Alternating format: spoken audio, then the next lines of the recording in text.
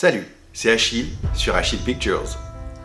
Aujourd'hui, on va voir ensemble les 7 mouvements à toujours faire en drone pour simplifier et assurer tes prises de vue.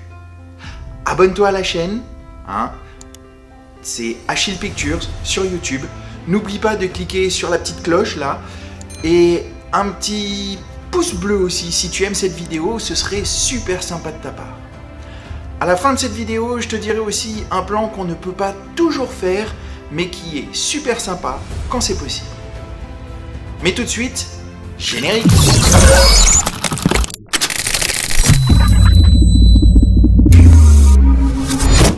Alors voilà, je me suis aperçu que souvent on se dit au montage « Oh merde, j'ai encore oublié de filmer comme ça » ou « Zut, il me manque un plan de ça ».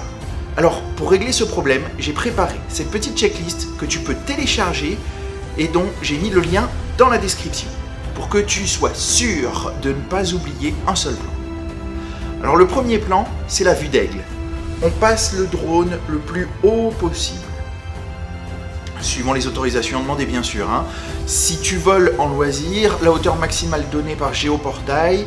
Sinon, la caméra, elle est dirigée vers le bas, à la verticale, et on avance au-dessus du sujet. On peut aussi varier et arriver sur le sujet. Le deuxième plan, c'est le travelling. Alors là, on place le drone perpendiculaire à ce que l'on veut filmer et on le fait passer en translation de gauche puis de droite, de manière à faire entrer et sortir le sujet du champ de la caméra. Il faut bien penser à faire le plan dans les deux sens, car on peut faire défiler la vidéo à l'envers, quand on en a besoin, mais l'avoir dans l'autre sens, cela peut parfois poser quelques problèmes. Le troisième plan, ça va être l'approche horizontale. Là, la hauteur est constante, avec le sujet bien centré. On se rapproche et on s'éloigne du sujet. Là aussi, pour ne pas avoir à faire défiler la vidéo à l'envers, on a besoin de le faire dans les deux sens. On ne sait pas de quoi on va avoir besoin au montage. Le quatrième plan, ça va être le dronie dans les vols intelligents, mais qui est très facile à faire à main levée. Il faut juste jouer avec les sticks. On met le stick altitude vers le haut et le stick mouvement vers le bas pour faire reculer le drone pendant qu'il monte. Et avec l'index, on contrôle la caméra pour garder le sujet bien au centre. Et si on le fait à main levée, l'avantage c'est que là aussi, on va pouvoir le faire dans les deux sens, en allant et en revenant. Le cinquième plan, ce serait l'ascenseur ou la découverte. Là, on va cacher la vue par le sujet, en se positionnant relativement bas, puis on monte pour découvrir le paysage qui se trouve derrière. Là aussi, le faire monter et le faire descendre permet d'avoir le choix au montage. Et cacher une vue par le sujet peut être une bonne idée pour une fin de vidéo par exemple. Le sixième plan à faire en différents endroits, ce serait l'ascension rotative. Là, la caméra est dirigée verticalement sous le drone et on monte en vrille. C'est un très bon plan de transition.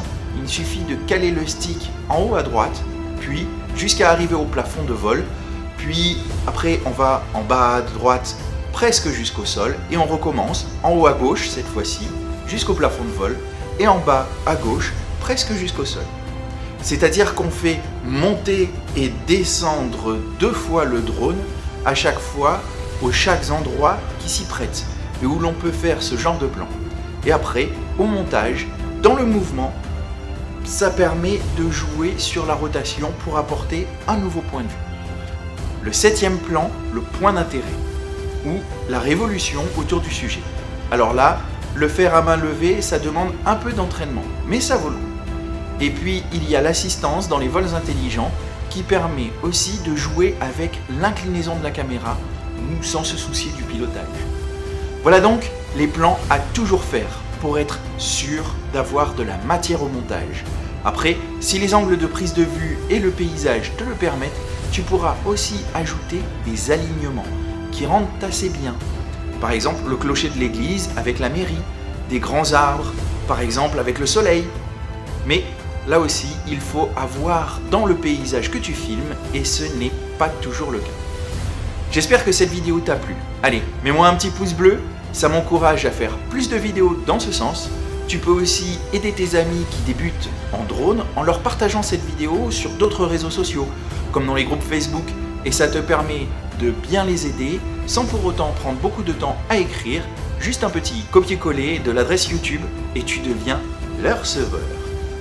Allez, dis-moi en commentaire si tu as d'autres sortes de plans que tu utilises toi avec ton drone.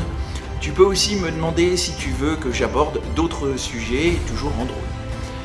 Si tu ne l'as pas déjà fait, abonne-toi à la chaîne et active la petite cloche. Tu connaîtras très vite mes prochaines astuces, que ce soit pour les vols de drone, les démarches administratives en tant que professionnel ou le montage. Tu peux aussi faire un petit tour sur ma chaîne, j'ai plein de playlists, notamment la playlist Mission Drone qui te permettra d'approfondir et que j'enrichis de nouvelles vidéos régulièrement. Voilà, c'est tout pour aujourd'hui et moi je te dis à la prochaine vidéo.